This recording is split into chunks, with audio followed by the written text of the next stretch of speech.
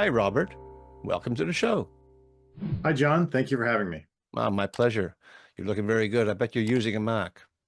Absolutely. Okay, this is not a plug for Macs, but geez, man, do they ever look good? Anyway, we're here to talk about a book that you wrote called The Wolves and the Greyhounds. Sounds interesting. And the cover, especially, reminds me of some old school fiction books that I used to read when I was younger. I can hardly wait to get into it. But you know what? We need to find out a little bit more about you. And I was doing some research on you on your website. You sound like a very interesting person. You want to talk about yourself, where you come from, and how you got to the point where now you're writing books? Sure. I grew up as a foreign service brat, living overseas, and so in Europe and Asia. And so my childhood was spent traveling around, and I got to traipse through castles and battlefields, and that was just kind of how I grew up.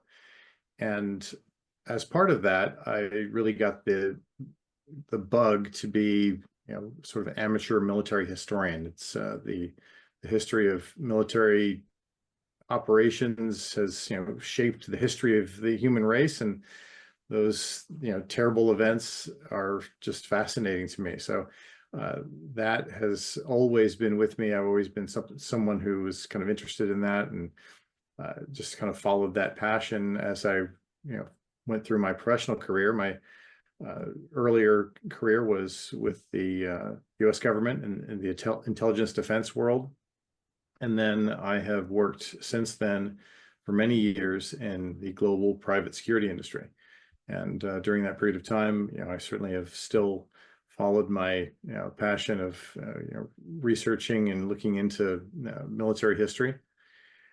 And when our kids, who are now all up and grown and out of the house, and some of them are married already, when they were younger, they all, for a period of time, went through the same high school in Northern California, and they all had the same history teacher in their freshman year, who uh, decided to, it had a really brilliant assignment for all of the students, which was that they had to write basically create a journal as if they were a participant in the First World War.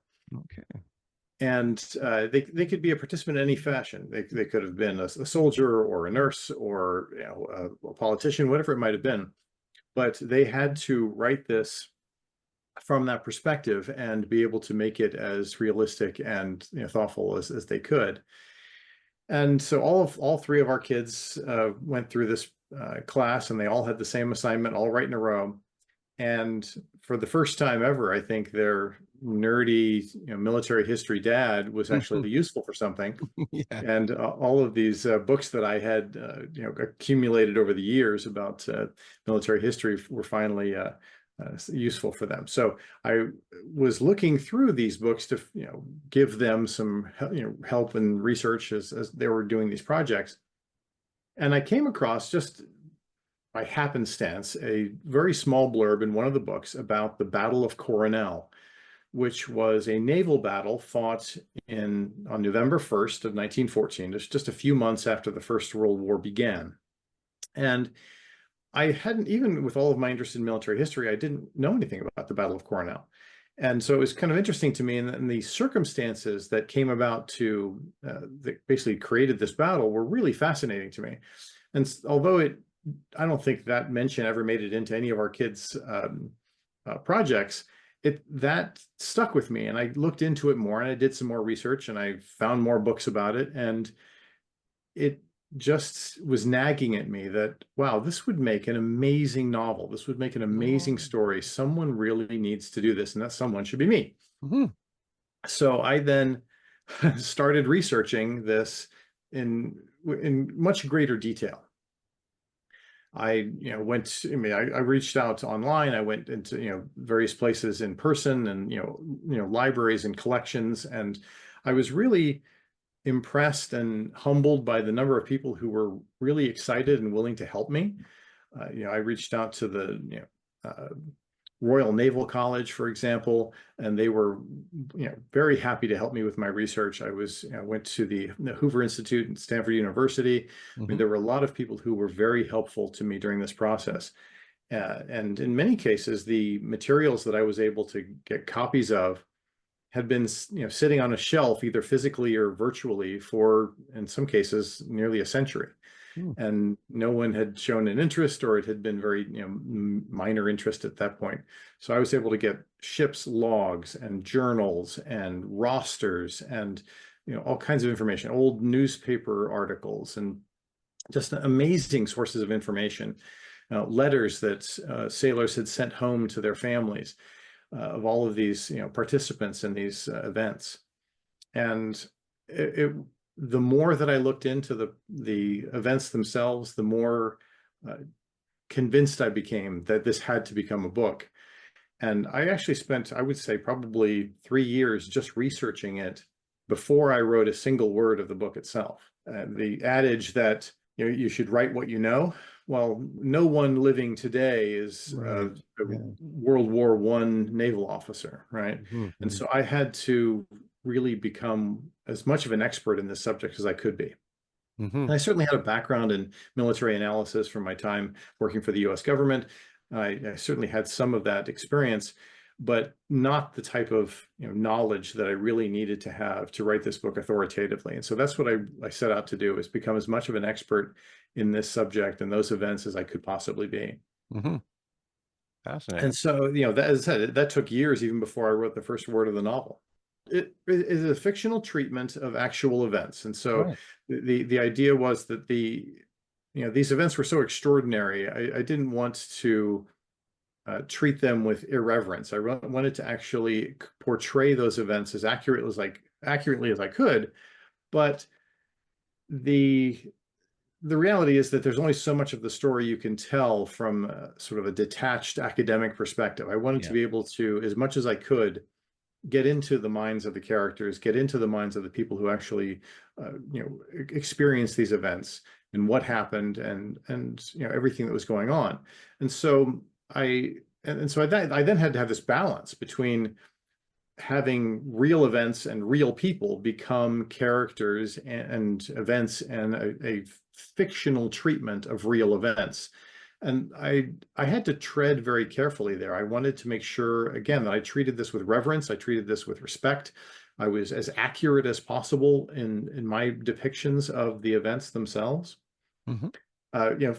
For example, all of the research that I had done, I had gotten information from both the German side as well as the British side of these events. There were accounts from, both, the Royal Navy as well as the Kaiserliche Marine, and uh, I wanted to be able to tell the story from both of their perspectives. Well, anytime you see a story told by different people, you're going to have a totally different perspective. The idea that if you ask several witnesses at a crime scene what happened, you're going to get several different answers.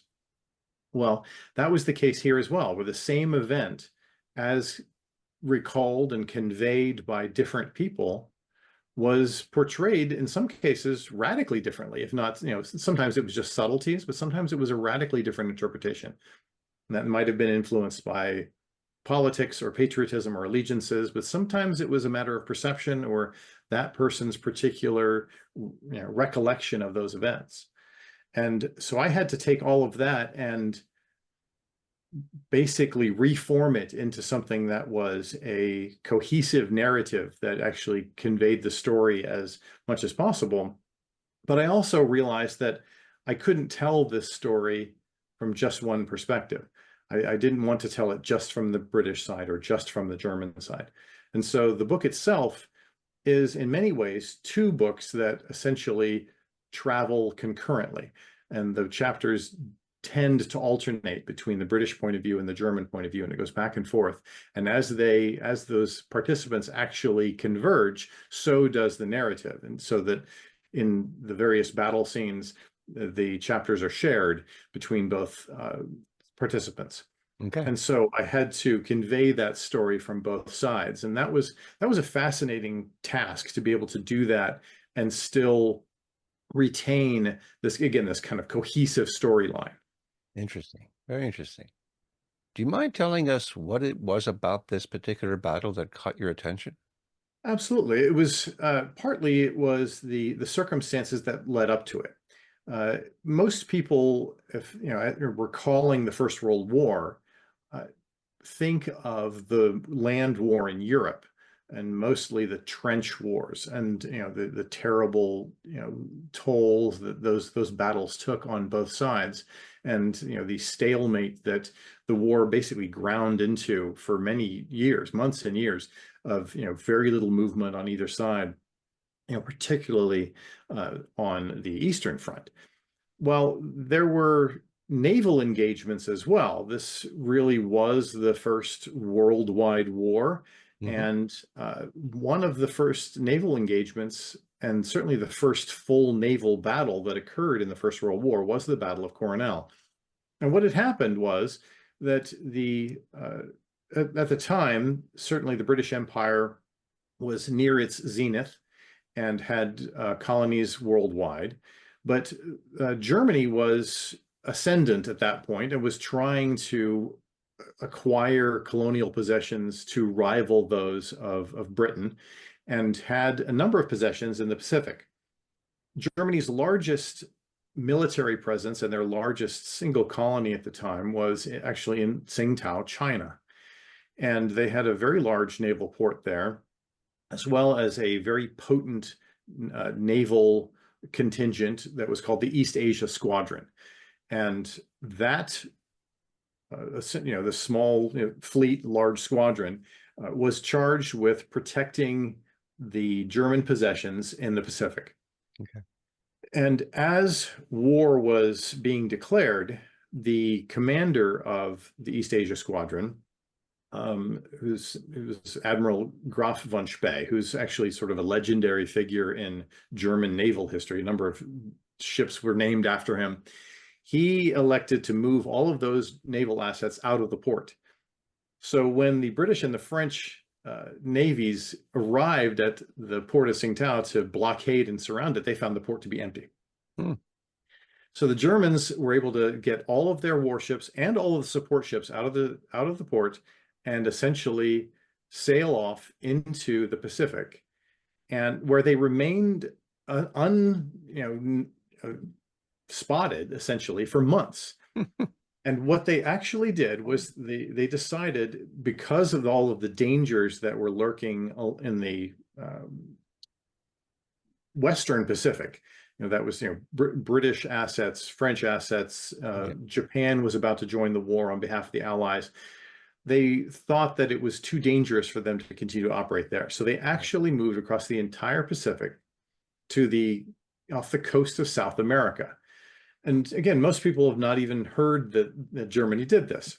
No, I've never heard. Well, when they arrived at the coast of South America, they essentially coalesced their forces. They had a German warship that had been attending to diplomatic matters in Mexico. And there was another warship that had been in the South Atlantic that sailed around the Cape Horn and actually came up to join them. And so they actually all brought their forces together just off the coast of northern Chile. Okay. Well, in the meantime, the Royal Navy, realizing that this was a potent threat to their interests, had begun this frantic worldwide search for this rogue German squadron. They didn't know where they would show up, and the fact that they could suddenly appear anywhere was really a huge threat to British interests everywhere. They could, because Britain certainly had interests in the Pacific as well as in Central and South America. So it was a huge issue to, where is this German squadron? And, we need to find them and neutralize them as quickly as possible. Well, unfortunately for the Royal Navy, their assets in South American waters, both on the Atlantic and the Pacific side, were relatively meager. Most of the Royal Navy's, heavy naval assets were kept in home waters because the main German fleet was just across the North Sea, and they really wanted to protect British interests close to home. Yeah. So they had squadrons operating elsewhere in the world, but they were, kind of smaller and not quite as capable. Well, here was this very potent German squadron with some, serious firepower that they didn't even know where it was. Well, they had more and more intelligence that was leading them to believe that inexplicably the Germans might be heading towards the South American coast. There was some chatter that they had intercepted via some communications, and they were trying to figure out exactly could this be? It seemed implausible, but because they couldn't ignore this possibility entirely, they sent a task force from the Atlantic into the Pacific up the Chilean coast to see if they could find the German squadron. Yeah. And in a bit of a twist of fate, they thought that they had isolated that one German ship that had been at the port in Mexico. They heard its call sign being used, and the British task force moved to intercept, hoping that they could find this one German ship. But they didn't realize that the Germans had used a bit of electronic trickery, in that they had decided to, because they were still cloaking their presence and they knew that it was likely that nobody knew where they were, they made a command decision for all of the ships of the squadron to use the same call sign as that one ship that had been at Mexico. So all of the transmissions sounded like they were all coming from the same ship. Yeah. So the British arrived at the spot where they thought this one ship was going to be, and instead they blundered into the entire German squadron. Wow. And the British ships, as part of this task force under Admiral Christopher Craddock, were undergunned. These ships were a bit older. They were not the top of the line. And they realized almost immediately that it was a mismatch, but it was too late. They couldn't steam fast enough away to get away from the Germans. And the Germans just relentlessly pounded them into submission. And of the 4 British ships that engaged in the Battle of Coronel, 2, the flagship and another armored cruiser, were lost with all hands. Thousands of people dying. Wow. And one of the other ships was able to get away to the west into the darkness, and the final light cruiser was damaged but was able to escape. But it was a devastating loss for the British and an overwhelming victory for the Germans. And curiously, it was actually the first naval loss in a battle since the War of 1812. And so you can imagine the shockwaves that this sent around the world and to the British Admiralty. So it was a huge, extraordinary circumstance that the British Navy was bested by a German squadron off the coast of South America that had sailed from China. And so it's hard to even imagine all of those things coming together to happen. Yeah. But so that was what really captivated me. It was this amazing story of this odyssey, and then the British response, and then what happened at Coronel. Okay. And then subsequently, and the book actually deals with this, the British Admiralty then realized that this threat needed a different response. And so they then dispatched a much more powerful naval contingent, which met at a subsequent battle near the Falkland Islands about a month later.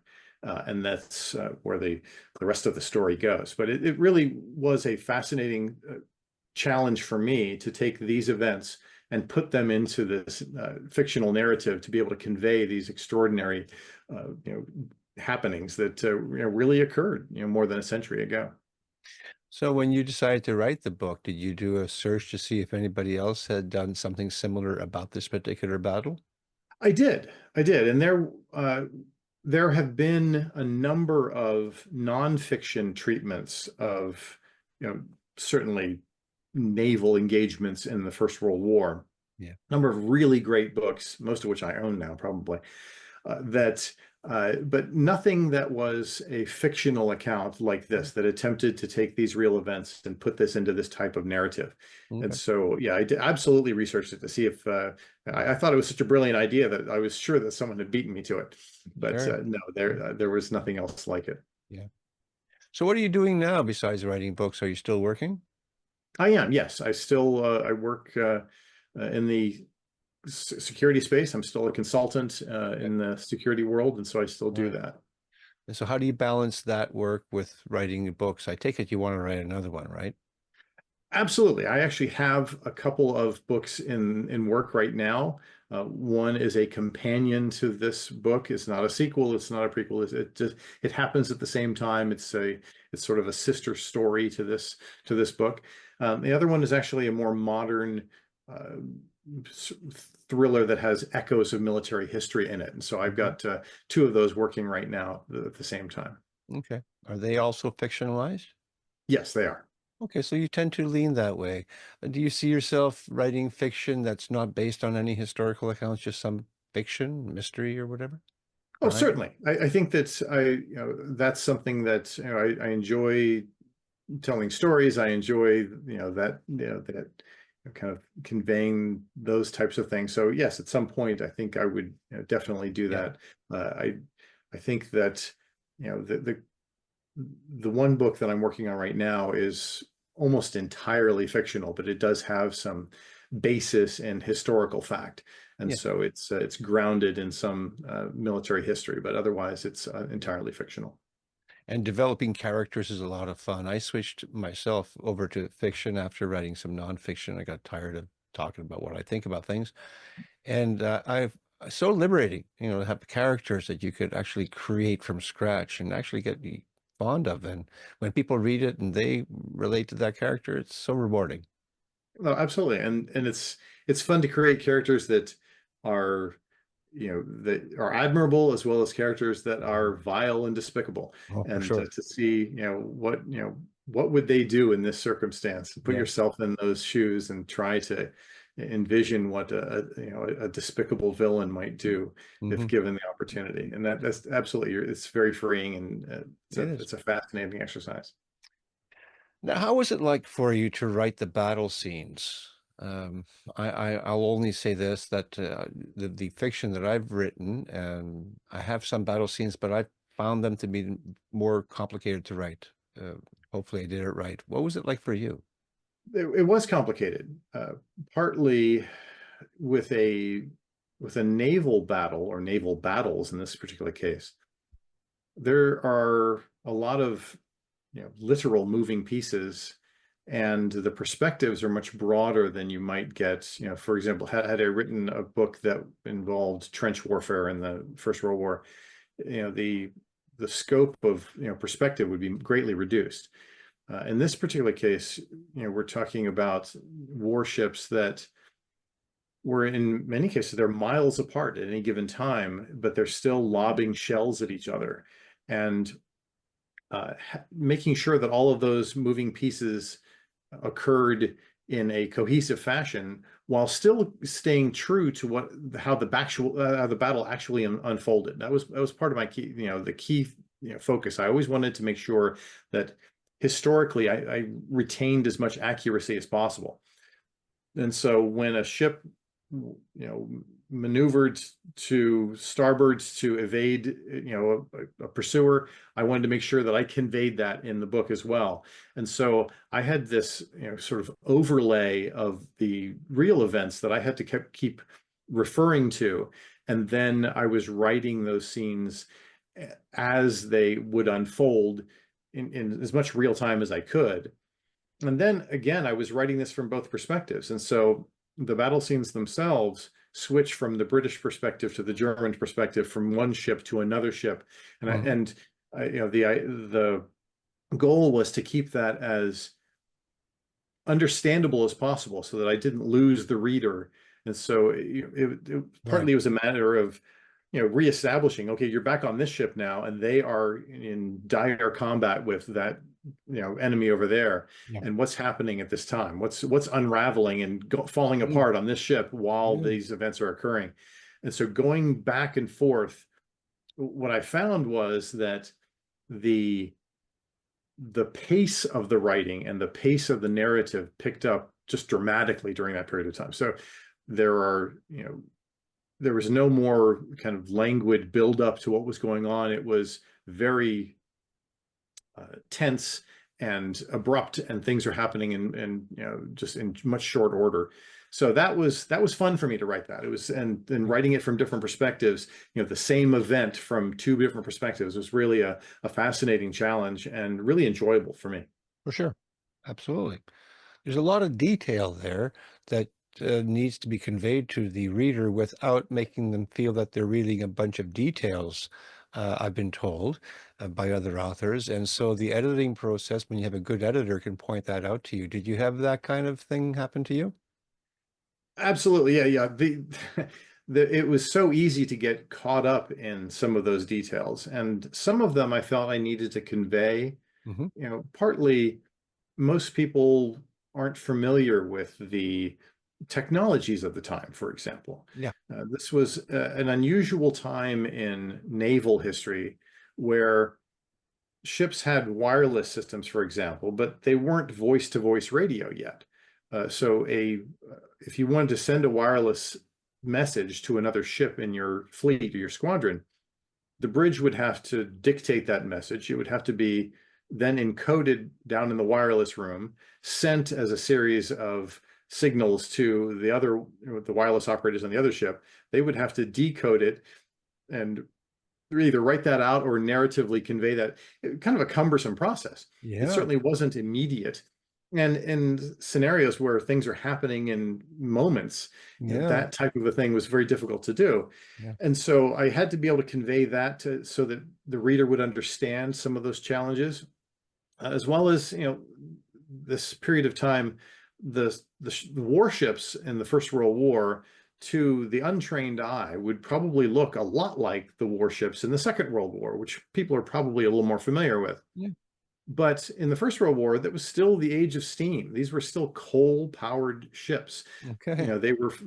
These were coal-fired steam engines, and they weren't, they didn't have, diesel engines or, No, that's right. gasoline or oil-powered, Yeah. Makes sense. vehicles at the time. And so just the process of having to refuel these ships was, again, cumbersome and dirty and difficult. And in many cases, they had to have, the warships had to have colliers with them, large transport ships with their holds just full of lumps of coal that had to follow these ships around with them. And, they would have to dock at times and actually maneuver big lumps, just, coal after, just, it was just backbreaking work and Crazy. dirty and Yeah. dusty.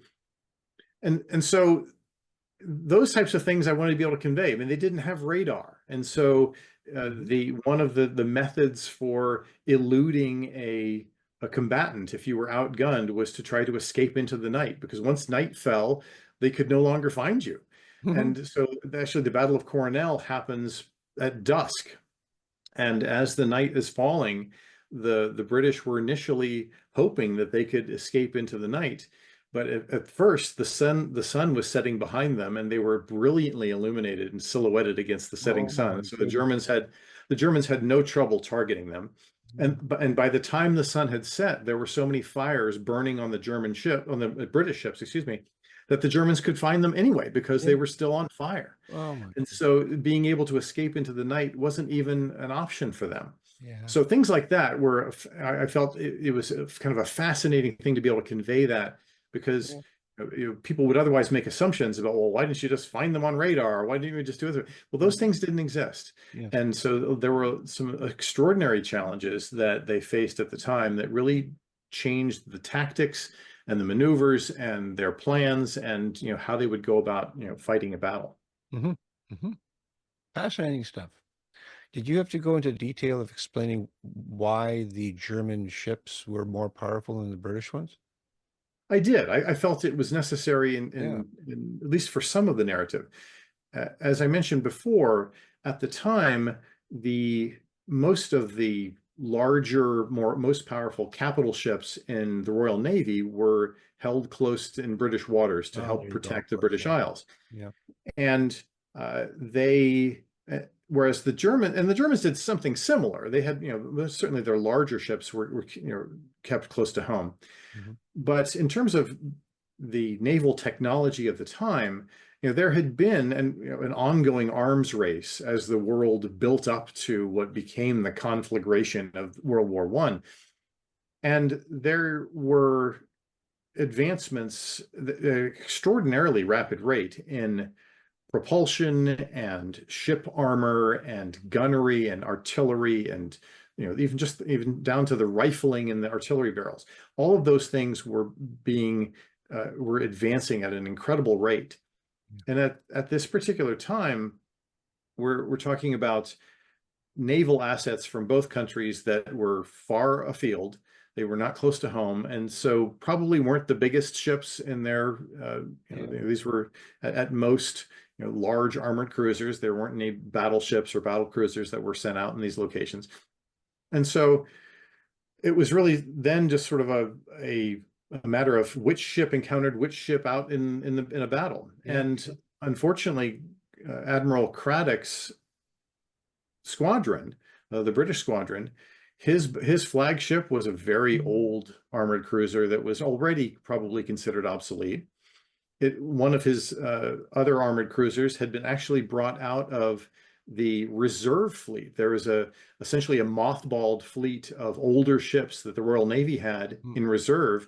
And when war was declared, they reactivated these old obsolete ships to get them out into the field to help make up for any potential deficits they might have in some of those locations. And so these older ships were the ones sent out to deal with threats farther abroad.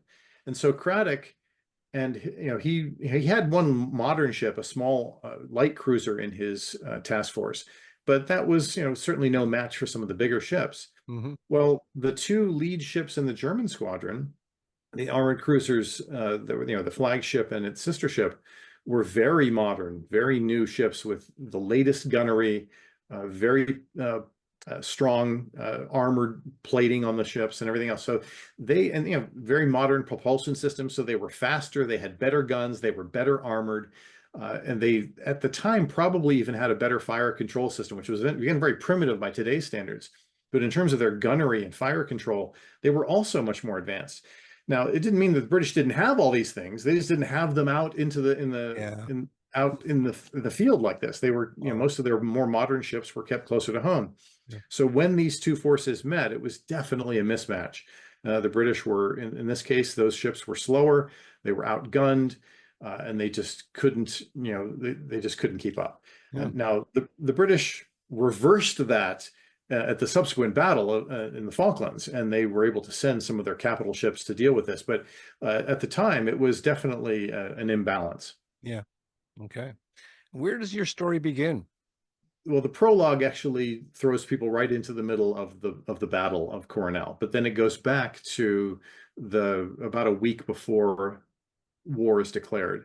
Okay. And the story mainly, although it goes back and forth, it mainly follows two captains. One of them is British, and he's the captain of that light cruiser that I mentioned before that is in the Battle of Coronel. Yep. As well as one of the German captains of one of the larger armored cruisers. And I wanted to follow these characters for two reasons. One, they were similar ages, they had similar circumstances, but they were on opposing sides of this conflict. But also, these ships pretty much I was able to follow them and follow almost the entire story all the way through, whereas that wasn't the case with some of the ships that might have been lost, might have been, in some of those scenarios. So I chose them for a reason, because I could help tell most of the story through their eyes. And I really kind of enjoyed focusing on them, because in many ways, those two captains were probably more similar than they were different. Yet they were on opposing sides of this war and this battle. Story, yeah. Yeah, and so that was the fun for me to kind of dive into their concerns. They had similar issues with, problems with the command above them issuing orders that may or may not have been a really good idea, but they had to follow those orders anyway. And they had similar challenges with managing their crews and morale and all of those issues. So that was fun for me to take them from their, just before the war began, all the way through these events. Which again, it's about 4 or 5 months of time. Right. That moment when they laid eyes on each other, these two captains, there must have been that point when they're both surprised. On the British side, it was probably more shock and horror because they instantly realized that they had blundered into a circumstance that was heavily imbalanced and Mhm. not in their favor. Yeah. And for the Germans, at least at the Battle of Coronel, there was this extraordinary surprise that they initially thought that they also had just encountered a single British warship operating alone and thought, oh, well, we can, this shouldn't be a problem. Let's pursue this warship. And that warship turned around and essentially brought them back to the main British force, which Yeah. then that's when the battle was joined. And at Yeah. that point, the Germans also realized that there was an imbalance, but it was heavily in their favor. And Mhm. so they were, as much as the British were horrified, I think the Germans were really enthusiastic about being able to, strike at their enemies. Sure. Yeah. And so that was an interesting circumstance. Now that a month later, that's entirely reversed Hmm. when when the overwhelming British fleet encounters the Germans, and they realize at that point that the tables have been turned.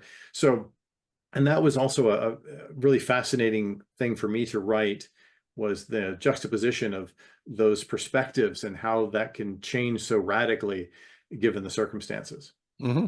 Well, that German captain would know that after having destroyed two of the British ships and having the upper hand, that there's going to be retaliation here. We're not out of the woods yet. Exactly. And the reality was that despite Germany's efforts to bolster their naval presence all over the world, the Royal Navy still ruled the Yep. seas Yep. and had, overwhelming naval superiority. Hmm. They just hadn't leveraged that in some of these far-flung locales. Yeah. And, certainly beating the Royal Navy in a naval battle far from home got the attention of the Admiralty, and they weren't going to let that happen again. Okay. Excellent. Let's talk about your website. What can we see there? Yes, robertschreiner.com. It tells a little bit about me and about the book, and hopefully we'll also show some future works as they become available. But yeah, it's just a little bit more information about me and my background, and where people can buy the book and all of that. So yes, robertschreiner.com. Okay, great. Well, how about you give us a pitch and tell the folks out there? I mean, by now they should be wanting to order your book, but one last little pitch and I'll put you full screen and you give it the best you got. No, I appreciate it, John. No, if those folks who might be interested in a engaging military history novel, something there where there's, really what stakes were amazingly high, the two empires clashing in the high seas. I think that this would be a fun read for a lot of people who enjoy a good seafaring adventure. I love the cover. The cover is great. Yeah, thank you. The cover actually is a reprint of a 1914 German postcard that we were able to license for use on the cover. And it was that postcard commemorated that German victory at Coronel. And so Okay. it was, believe it or not, the Germans produced this postcard that was commemorating their battle. This Yeah, was during the war they did this. sure. And I thought it was a really great uh, you know visualization of this. So we modified it slightly for the cover, but that's where it originated from. Yeah, I can't imagine writing "Wish You Were Here" on that one. No, no, No. I don't think so. It was definitely much more of a patriotic kind of attempt at a morale booster back home. Yeah, I can see that. Robert, it's been a pleasure speaking with you. And, when you get another book and you want to promote that one, look me up and we'll do this all over again. Would love to do that. Thank you very much, John. All right. You take care now. Bye-bye. You too. Bye-bye.